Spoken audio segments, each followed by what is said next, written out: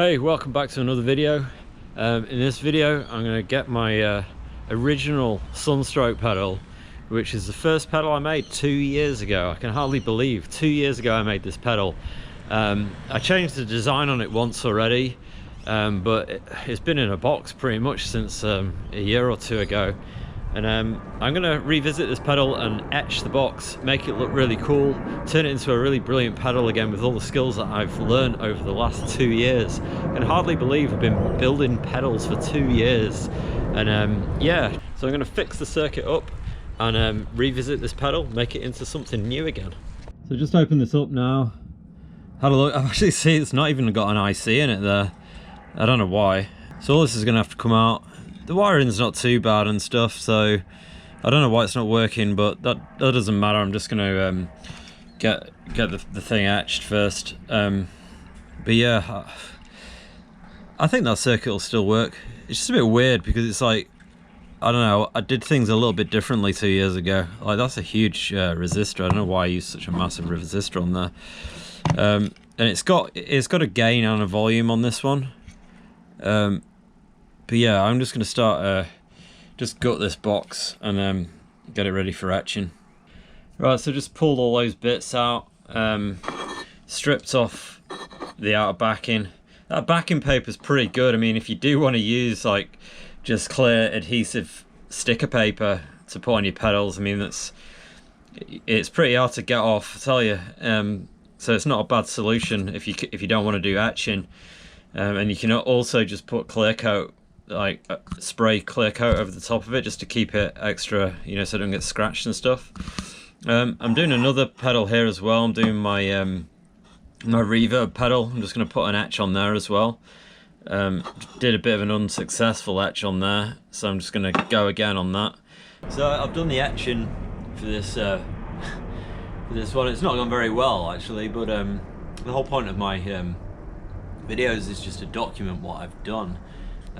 So not always do things turn out the way you want them. Yeah, it's not looking great, but I just make it anyway. This is what I eventually wanted, but I do like the distressed look on these boxes. But if it was just obviously the S on there is just totally gone.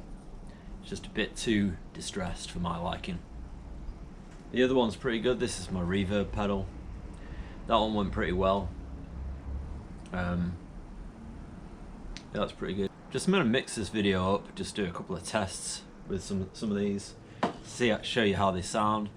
And I'm just gonna break down a few things about pedal building, a few myths, a few tips, and a few opinions. So I'll just share a few tips at the start. Best to have tools that are for the job, you know. Like if you don't have the right tools for making pedals, you're just gonna fail at it, because it's just it's one of those things where if you just don't have the right tools, you're not gonna accomplish what you want to do. Good wire clip. I mean, you don't have to have top of the range stuff. It can be the cheapest. You know, these are the cheapest wire clippers you could probably get. That's the cheapest soldering iron you could probably get. You don't need high-end stuff. Like, I've used this stuff for the 2 years I've been making pedals with. You know, just needle nose pliers, normal cutting pliers, these cheap ass wire clippers. You just yeah, I've had this soldering iron for 2 years. I've used it for every pedal I've made, and it cost me about $25.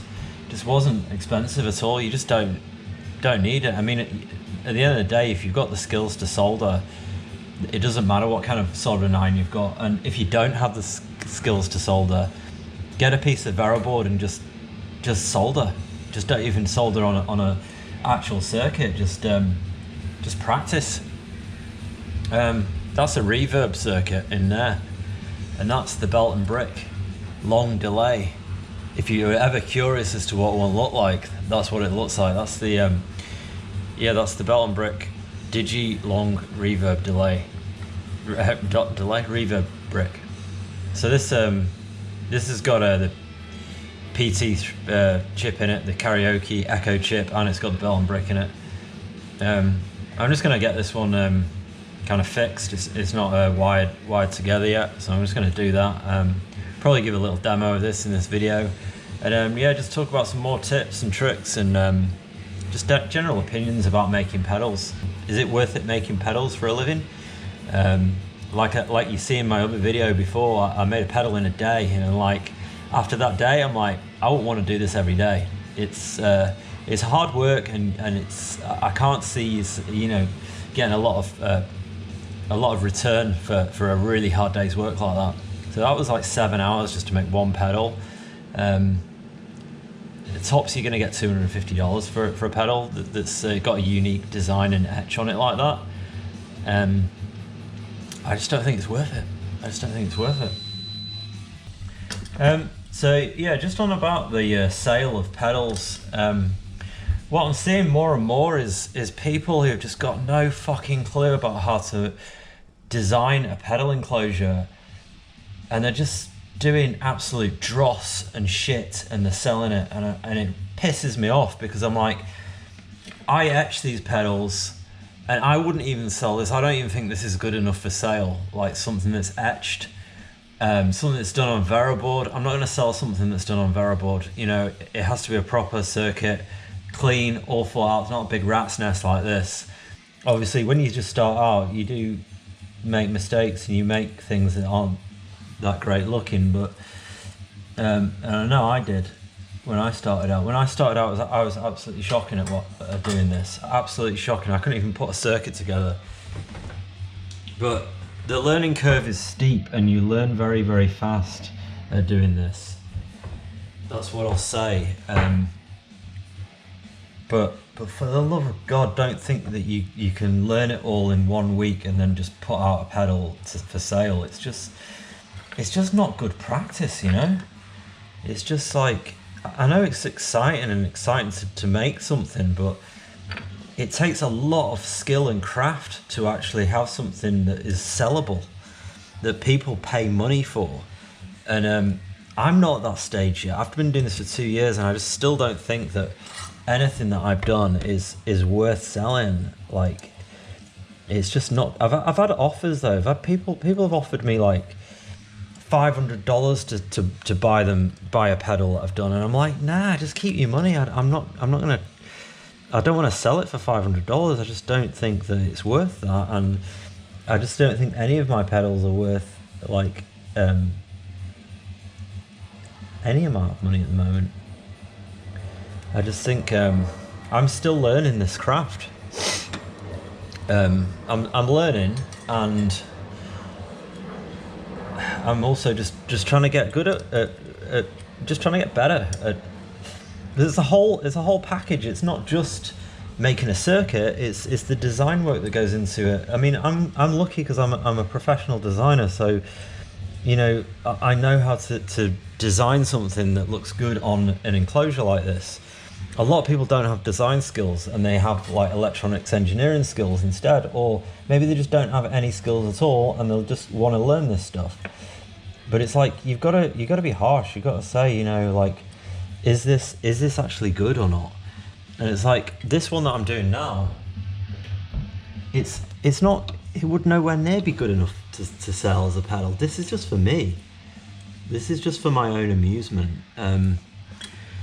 This is for me to learn about how a pedal such as this is built and does work, you know, the parts that are involved.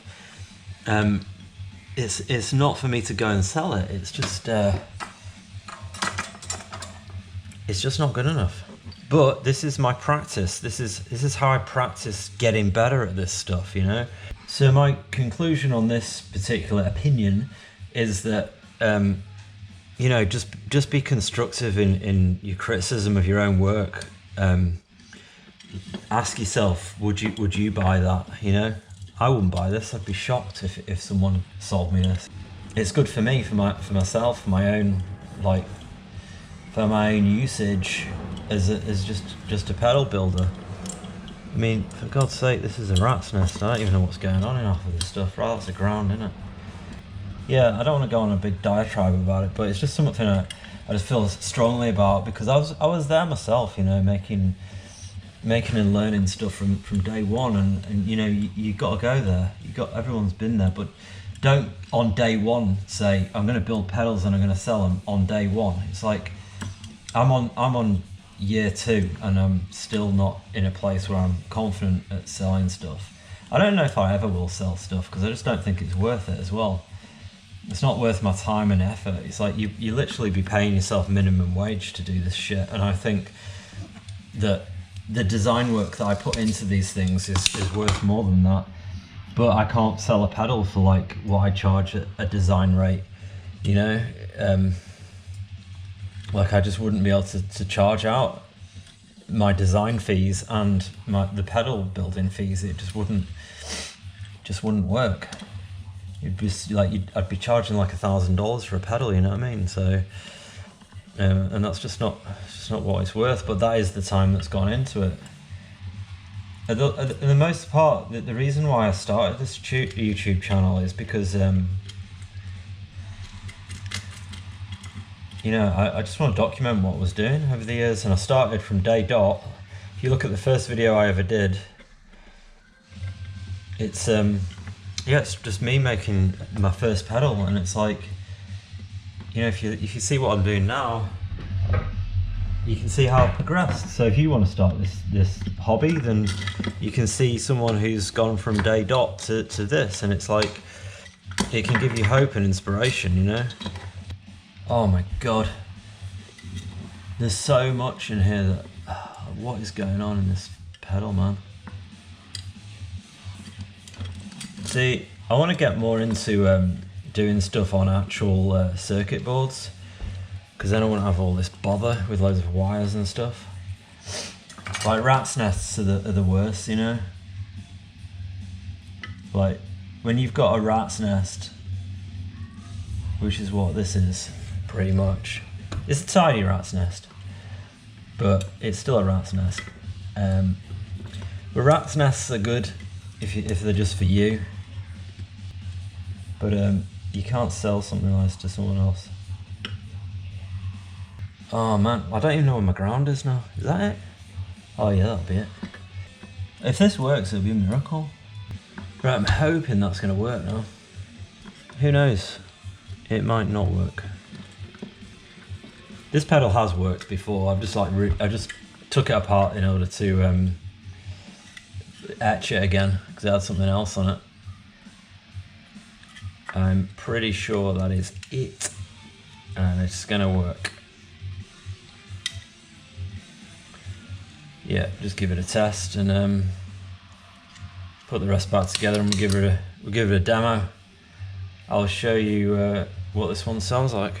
This reverb pedal's all done. It's boxed now. It works. This pedal, this is why I like it, because it's got this reverb and it's got this trail on it, this ghost trail. I love it.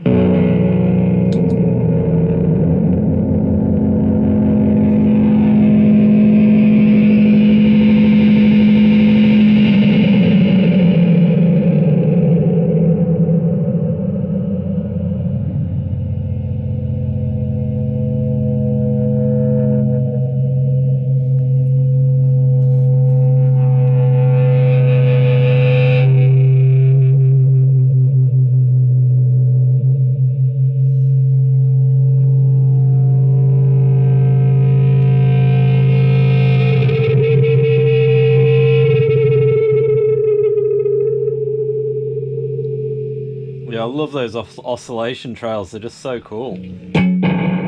I'm not really keen on this reverb because it sounds more like a delay, and I hate that slapback delay. I like a reverb just to sound like a whole reverb.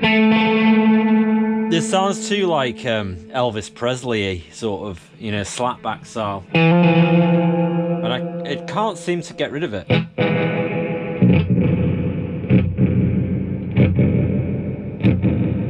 So there, at that point it's okay. Sort of. It's still got that reverby, that slapbacky.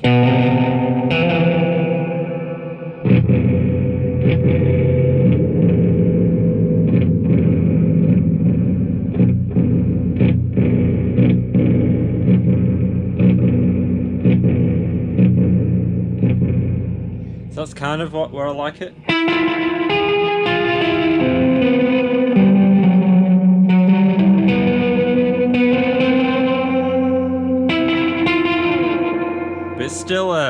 still echoey. I'll prefer reverb to be big and reverby, not echoey.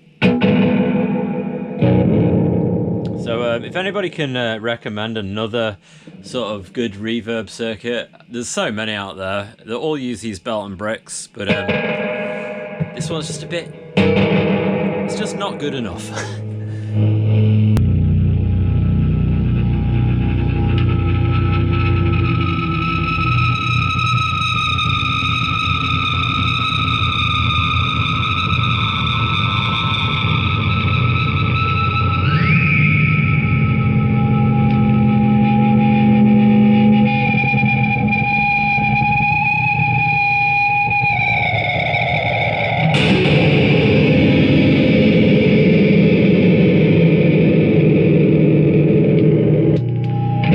That's the only reason I built this one, is for that oscillation kind of sound. That's the cool thing about it. But I want a reverb pedal that's actually reverb.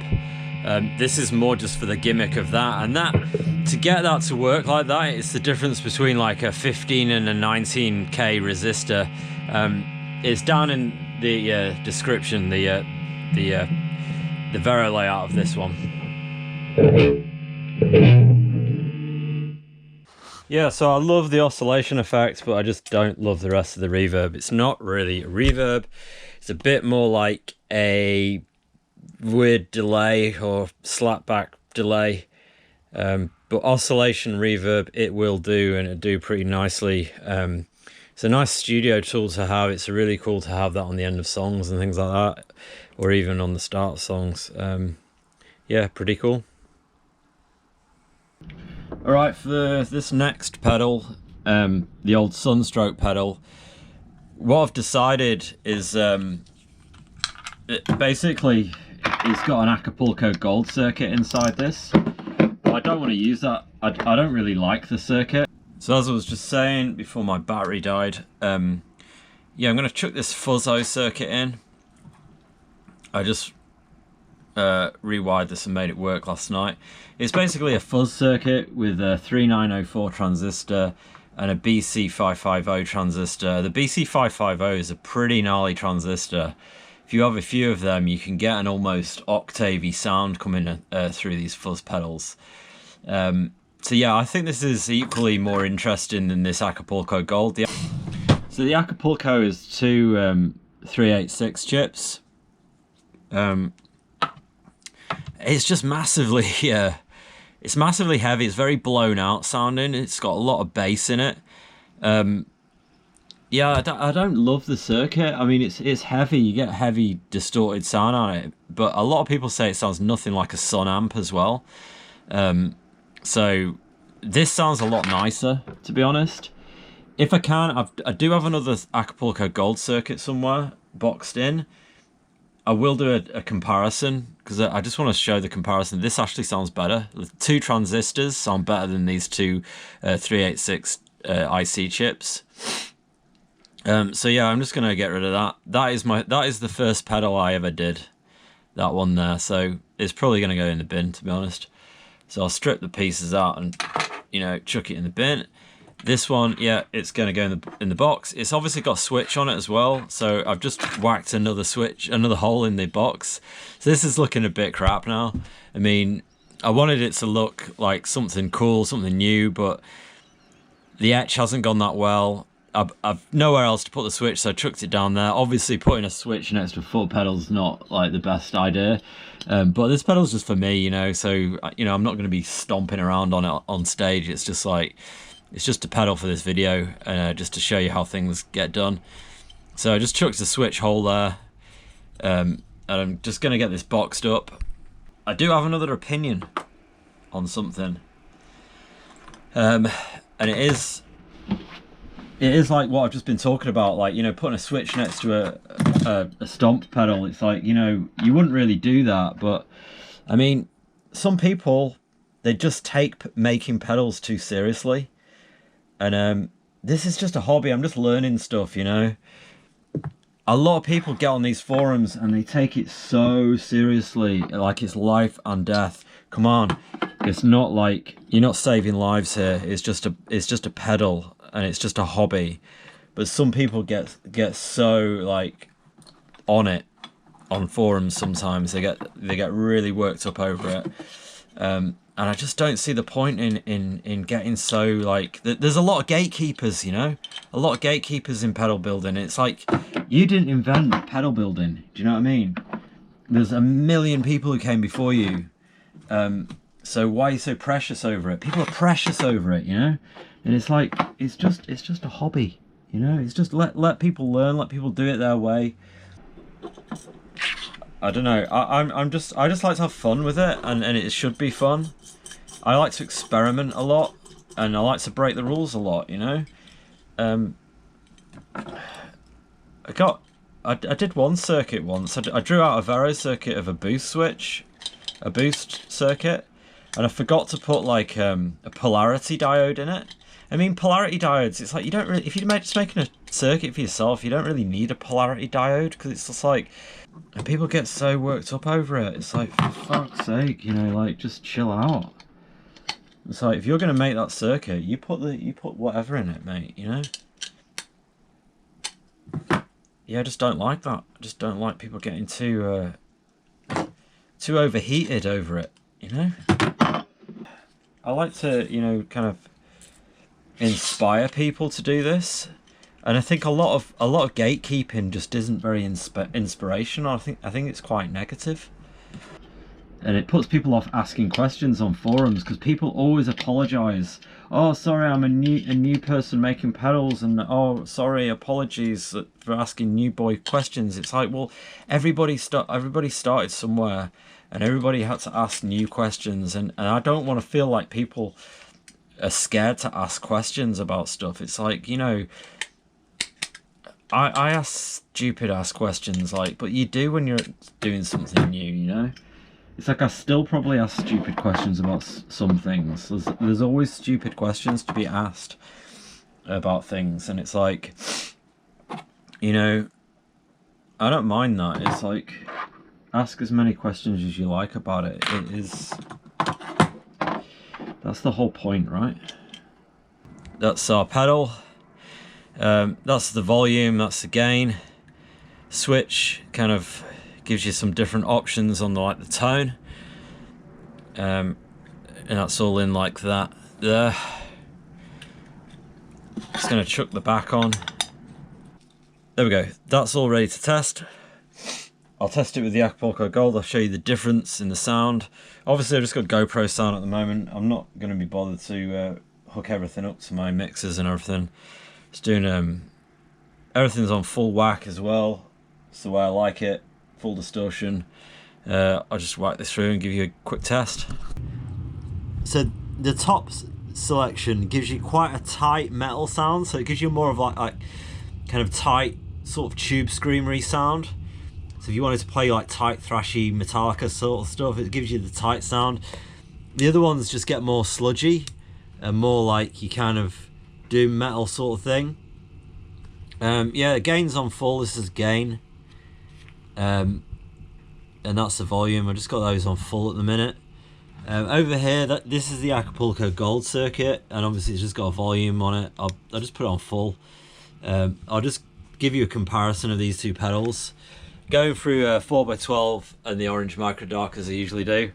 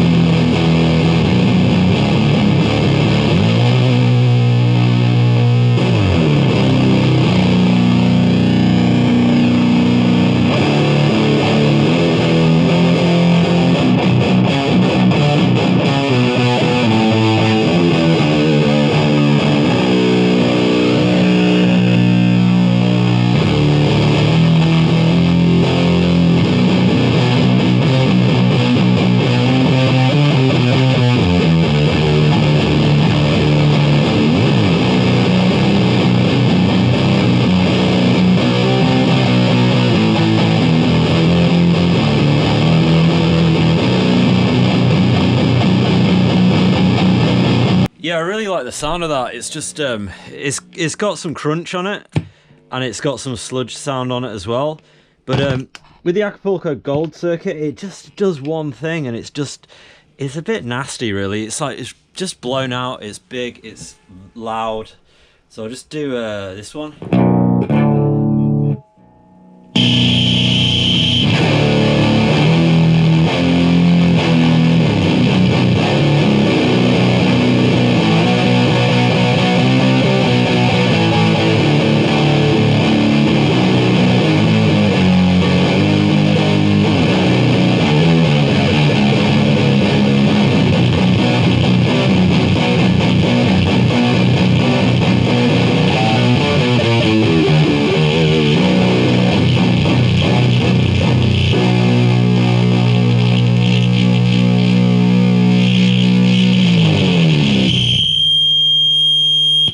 You can hear that horrible whistling as well.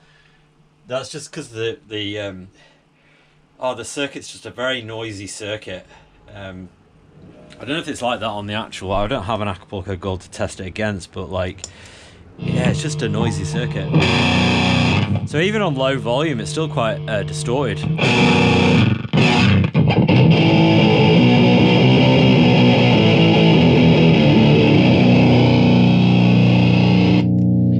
So these are brilliant first circuits to make. So if you've never made a pedal before, like, don't bother getting kits. Kits are just chat, you know. Start doing stuff on Reverb, because that's where you're going to learn stuff. I would really recommend these two circuits. Probably Acapulco Gold's the easiest circuit. The Baz Fuzz circuit is really easy to make. It's just like a 1 transistor fuzz pedal. This is probably a little bit more tricky, but like for a first, I made this for my first pedal. Easy as, but if you want to make something like better than the Acapulco Gold, make the Sun Fuzzo. It's not the actual. It's not a real Sun pedal, but it's just like it's supposed to be like that. But yeah, I like this pedal, man. I think it's got a good sound to it, you know. 2 transistor fuzz pedals. They are like, if you've seen my I Hate God one, that's the 2 transistor one too, and 2 transistor fuzz pedals are pretty good, man.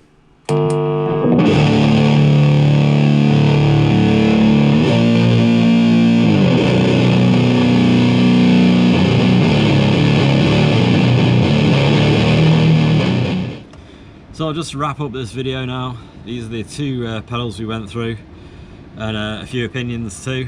Hope you didn't mind the opinions. Everybody's got them. So I just thought I'd take some time to air a few views on pedal building and revisit these 2 old pedals that I've got. So hope you enjoyed the video, and hit like and subscribe, and drop your comments below. Let me see what you think. Thanks. See you next time.